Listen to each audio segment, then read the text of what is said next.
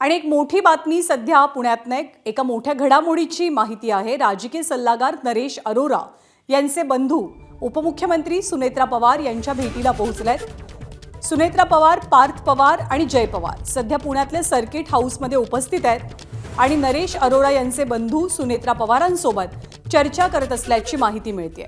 Naresh अरोरांची design box ही company Ajit पवारांच्या राष्ट्रवादीसाठी political कॅम्पेनिंगचं काम करते।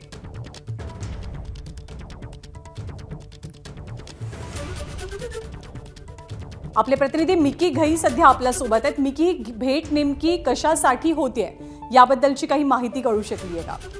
नंदा, या भेटीला एक मोठी पार्श्वभूमी आहे, कारण ज्या पद्धतीने रोहित पवार काही महत्त्वाचे प्रश्न त्या ठिकाणी उपस्थित करतायत अजित पवारांच्या विमान अपघातासंदर्भात, आणि त्यानंतर आज ही जी भेट होतीये, काय सकाळपासून सुनेत्रा पवार जे उपमुख्यमंत्री आहेत ते पुण्यातील सर्किट हाऊस या ठिकाणी बैठका घेत आहेत।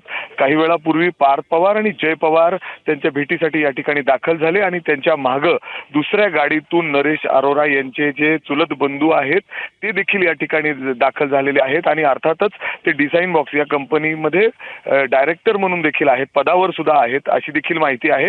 ते देखील सुनेत्रा पवार यांच्या भेटीसाठी पोहोचलेले आहेत। रोहित पवारांनी आतापर्यंत अनेक प्रश्न या डिझाइन बॉक्स या कंपनीवर अर्थातच त्यांच्यावर प्रश्नचिन्ह उपस्थित केलेले आहेत आणि त्यामुळेच तातडीने या ठिकाणी ही बैठक पार पडतेय।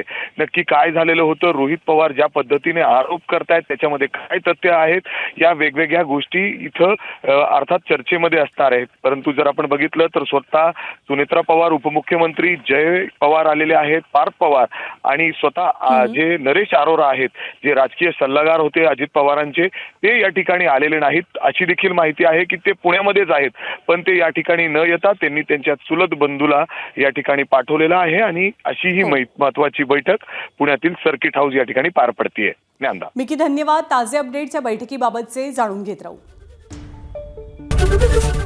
एबीपी माझा, उघडा डोळे बघा नीट।